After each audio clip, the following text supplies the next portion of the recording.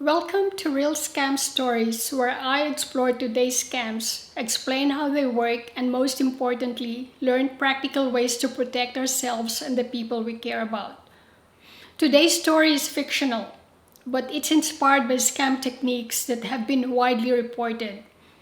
I've combined elements from real scam methods to show how these scams typically unfold and how a simple decision can make all the difference. Hello, I'm Cynthia. Please stick with me and watch until the end of this video because what I'm going to tell you can happen to anyone, to you and me. I'm about to tell you a story that could happen in almost any family. Let's picture a mother who lives in a quiet suburban home. I'll name her Margaret. She's in her 70s. She still does her own shopping. She enjoys working in her garden. She volunteers at the local community center. She pays her bill online. She messages her grandchildren on Facebook. If you ask Margaret whether she needed help with technology, she'd probably smile and say, "No, I manage quite well." One morning, Margaret's phone rings. The caller ID shows Margaret's bank. She answers. The caller is polite, professional, calm. "Good morning, Mrs. Wilson." Margaret is surprised. He knows her surname. He tells her he's calling from the bank's fraud department. He says they detected unusual activity on her account. Someone has apparently tried to transfer several $1,000s overseas. Margaret immediately feels anxious. "Oh, goodness, I haven't transferred any money." The caller reassures her. "Don't worry. That's exactly why I'm calling." Margaret feels relieved. Someone is trying to help her. The caller speaks confidently. He tells Margaret that time is important. If they don't secure her account immediately, the criminals may succeed. He explains every step patiently. He sounds knowledgeable, professional, even kind. He asks Margaret to confirm a few details. Nothing seems unusual. Then he says, "Mrs. Wilson, to protect your savings, I'll guide you through a few security steps." Margaret has no reason to doubt him. After all, he sounds exactly like someone from the bank. Then his voice changes. It becomes quieter, more serious. "Mrs. Wilson, I need you to do one more thing." Margaret listens carefully. "Please don't tell anyone about this investigation until we've secured your account. We don't want the criminals knowing what we're doing." Margaret nods. It makes perfect sense. After all, that's exactly what she'd expect the bank to say. Later that afternoon, Margaret's daughter Emma drops in unexpectedly. She notices something isn't quite right. Margaret seems distracted, quiet. Emma asks, "Everything okay, Mom?" Margaret hesitates. Then she remembers what the caller said. "Don't tell anyone." So she simply replies, "I'm just a bit tired." Emma isn't convinced. Something feels different.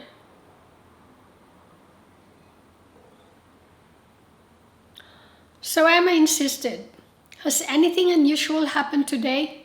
Margaret sighs, then quietly says, "The bank rang." Emma stops. "What bank?" Margaret explains the whole conversation. Emma immediately asks, "Mom, did you hang up and call the bank using the number on your bank card?" Margaret looks surprised. "No." Emma gently says, "Let's do that now." Together they called the bank. The bank confirmed something Margaret never expected to hear. The phone call wasn't from them. It was a scam. Fortunately, because Emma arrived when she did, no money had left Margaret's account. Margaret sits quietly. She isn't embarrassed. She isn't foolish. She's simply relieved. Then she says something Emma will never forget. I really thought I was doing the right thing. Okay, let's pause the story there. Notice something? Margaret wasn't careless, she wasn't reckless, she wasn't unintelligent. She was manipulated. The scammer didn't begin by asking for money. He began by creating trust. Let's look at what happened here. As per my analysis of the family scenario, several techniques stand out. First, the scammer created authority. He claimed to be calling from the bank. He sounded professional. He used Margaret's surname. He spoke confidently. People naturally trust authority. Second, he created fear. He told Margaret that criminals were trying to access her money. Fear changes the way we think. Instead of carefully evaluating the situation, we focus on solving the immediate problem. Third, he became the solution. He didn't just create the problem, he offered to help fix it. That strengthened Margaret's trust. Lastly, he isolated her by saying, "Please don't tell anyone." He reduced the chance that someone else would question the situation. Isolation is a common tactic in many scams because a second opinion often exposes the deception.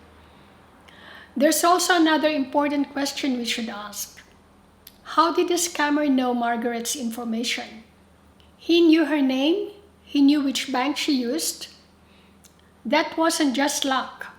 Criminals often obtain personal information through data breaches, stolen databases, phishing attacks, malware, or information people have shared online over many years.